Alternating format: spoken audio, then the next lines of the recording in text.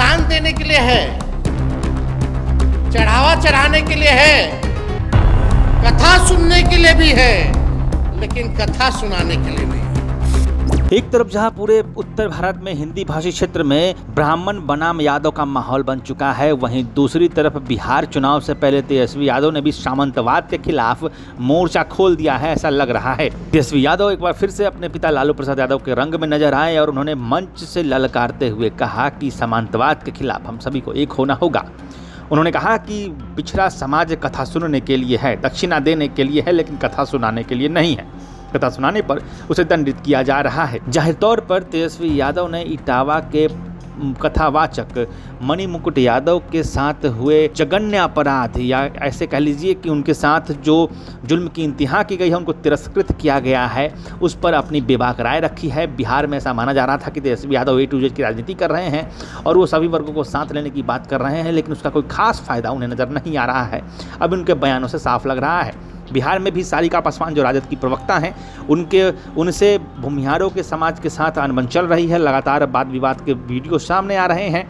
ब्रह्मेश्वर मुखिया को भी बीच में लाया गया है, जिसको लेकर आपत्तिजनक टिप्पणी कर दी, जिसके बाद भूमिहार समाज में काफ़ी रोष देखा जा रहा है। ऐसे में एक बैकफुट पर जाने के बजाय तेजस्वी यादव ने ब्रह्मेश्वर मुखिया या भूमिहार समाज के लिए डायरेक्ट तो नहीं कहा है, लेकिन उन्होंने इटावा की घटना का जिक्र करते हुए पूरे ब्राह्मण समाज को टारगेट करते हुए, पूरी सामंती व्यवस्था को टारगेट करते हुए कहा है कि सामंती व्यवस्था के खिलाफ पूरे समाज को एक होने की ज़रूरत है।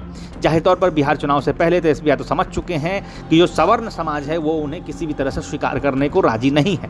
उनके गिने चुने विधायक भले ही उस वर्ग से आते हैं, लेकिन उसका प्रभाव चुनाव में नज़र नहीं आता है। लोकसभा चुनाव में तेजस्वी यादव ये साफ तौर पर जान चुके हैं, समझ चुके हैं, और इस बार फिर से बिहार चुनाव से पहले वो एक नया जातीय समीकरण बना रहे हैं।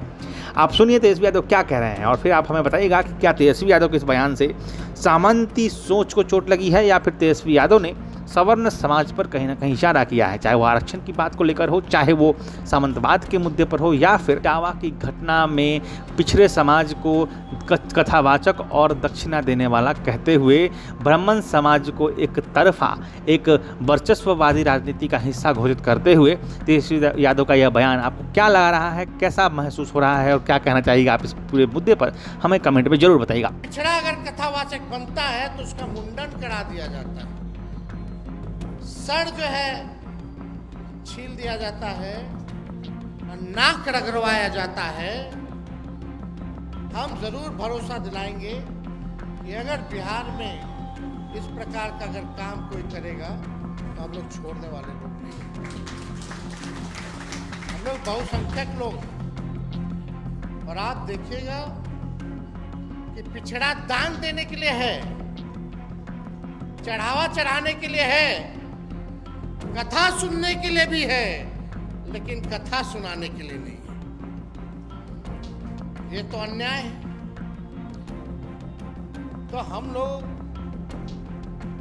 सब लोगों को एकजुट होने की जरूरत है। जो मौजूदा सरकार है, चाहे केंद्र में या राज्य में, सामंतवादियों ने कब्जा कर रखा है और बिहार से सामंतवाद को खत्म करके दिल्ली का भी सामंतवाद को हम लोग को खत्म करना पड़ेगा।